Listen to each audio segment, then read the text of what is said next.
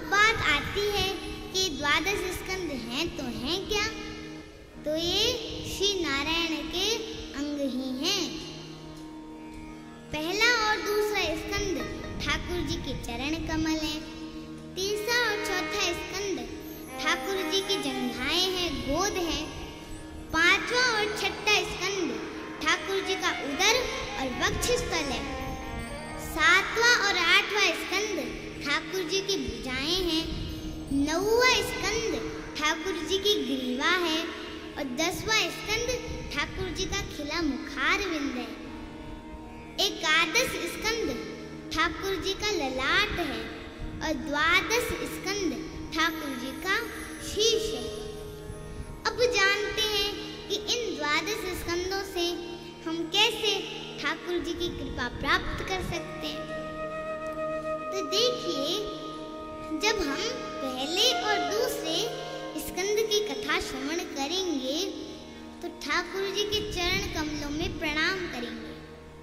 तीसरे और चौथे स्कंद की जब हम कथा श्रवण करेंगे तो ठाकुर जी हमें अपने चरणों से उठा के अपनी गोद में बिठा लेंगे।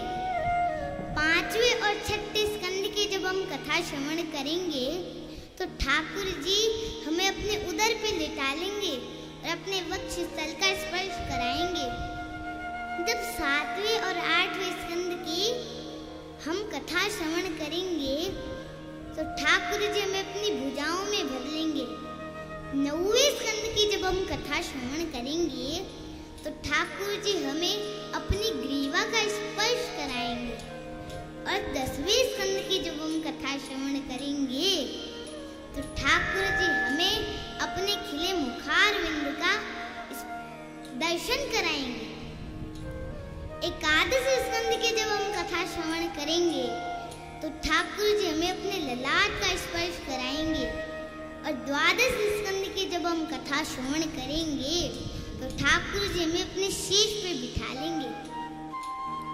तो इस तरह से हम ठाकुर जी की कृपा प्राप्त कर सकते हैं।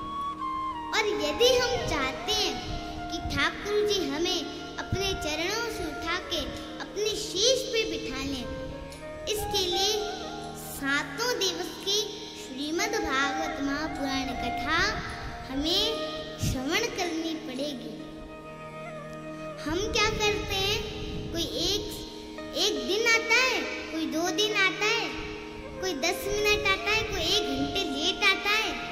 ऐसे ठाकुर जी की कृपा प्राप्त नहीं होगी। यदि ठाकुर जी की कृपा प्राप्त करनी है तो 7 दिवस श्रीमद् भागवत महापुराण कथा ध्यान पूर्वक श्रवण करनी पड़ेगी। और अगर आपने 7 दिन तक कथा श्रवण करी तो मैं आपको गारंटी देती हूँ, आपकी कोई भी धर्मयुक्त इच्छा होगी वो जरूर पूरी होगी। और चाहे स्वप्न में ही सही, किसी भी रूप में ठाकुर जी आपको दर्शन अवश्य देंगे। तो बालाजी महाराज प्रेम से बोली राधे राधे। राधे राधे।